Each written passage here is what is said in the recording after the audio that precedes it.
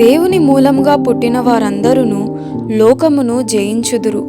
లోకమును జయించిన విజయము మన విశ్వాసమే. 1 యోహాను 5వ అధ్యాయము 4వ వచనము. మనం జాగ్రత్త పడకుండా ఉంటే మన దారిలో ప్రతి మలుపులోనూ మన విజయాన్ని, మనశ్శాంతిని దోచుకునేదేదో ఒకటి ఎదురవుతూనే ఉంటుంది. దేవుని పిల్లల్ని తప్పుదారి పట్టించి నాశనం చేసే వ్యవహారాన్ని ఇంకా సైతాను విరమించుకోలేదు. ప్రతి మైలురాయి దగ్గర ప్రతి వారు ఆగి జాగ్రత్తగా తమ అనుభవాల థర్మామీటర్ని సరిచూసుకోవాలి.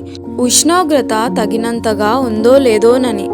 కొన్నిసార్లు అపజయపు కోరల్లో నుంచి కూడా విజయాన్ని చేజిక్కించుకోవడం సాధ్యమే.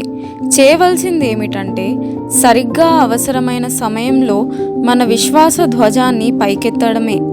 విశ్వాసం ఎలాంటి పరిస్థితినైనా మార్చేయగలదు.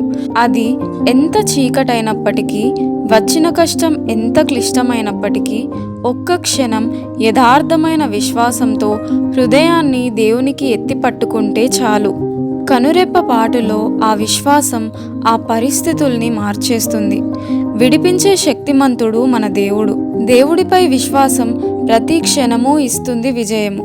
భయము, బాధ, పాపం, దుఃఖం అన్నీ ఓడిపోతాయి దేవుడిపై. అన్నింటినీ గెలిచే మన విశ్వాసం. నేడు నల్లమబ్బులు కమ్మిన విశ్వాసం ప్రదర్శిస్తే సూర్యుడు వెలుగుతాడు. నీ నా బాటల్ని సిద్ధం చేశాడు దేవుడే. ఇప్పుడు ఎప్పుడూ ఉంచండి విశ్వాసం. విశ్వాసం ఉన్నవాళ్ళు విశ్రమించరు. శత్రువు తమకి కనిపించిన స్థలంలోనే ఆ శత్రువుని నిరోధిస్తారు.